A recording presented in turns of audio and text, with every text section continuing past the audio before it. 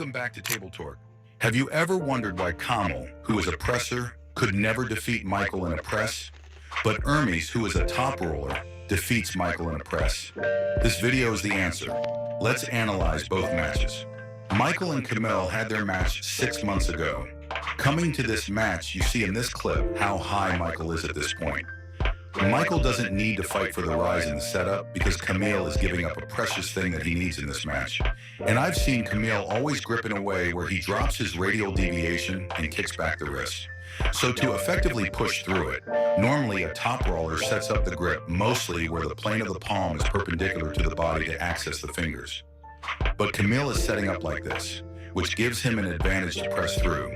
However, that alone is not enough to finish Michael, so gripping that way actually gives Michael the advantage. Round starts, Kamil pushes through the center. We can see Michael climb so high even at the beginning. In this, you can see Michael is literally on Kamil's fingers now, and only a few in the world can press Michael through the arm, and Kamil is definitely not one of them. Gennady does it before.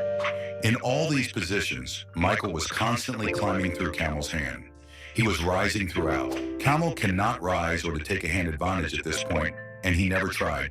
He was too low, and his thumb is literally inside Michael's hand. At this positon, you see 100 kilos of press seems insufficient to pin Michael. His arm is so sticky. People may say it's bone lock, and I'm going to say the same. I'm not in an argument for that. It's another complicated topic we'll discuss later. Now, coming to Ermes' match, you can see both are in a high hand position. At this moment, Michael needs to fight for the riser in the setup because in the Kamil match, he was not caring about the height, but Ermes does. Michael does his open top roll.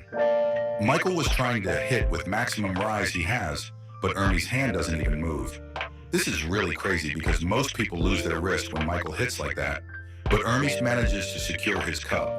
Then Michael tries to pronate through the king's move, attacking the cup of Ermes. Ermes looks relaxed. He was climbing and climbing the whole time. The moment Ermes gets through Michael's knuckle, he presses right to the pad. Ermes presses without losing his pronation, but when you look at Kamil's match, he has nothing left in his hand while pressing. Kamil was so low that his fingers were at Michael's wrist, but Ermes climbed and reached the fingers and then pressed. In the third round, you can see Ermes was at the fingertips of Michael, and when he was pressing, he was pronating through that, and Michael's riser was completely down at this moment. You can see the difference in the hand positioning of Ermes and Kamil.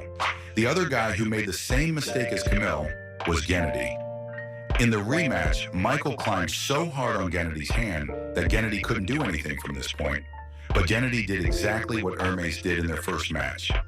I'll play a video of Devin and we'll talk about it. The rise makes every single move that you do more powerful. If you have a good rise, every single technique will be better because of it. Even a flop wrist press.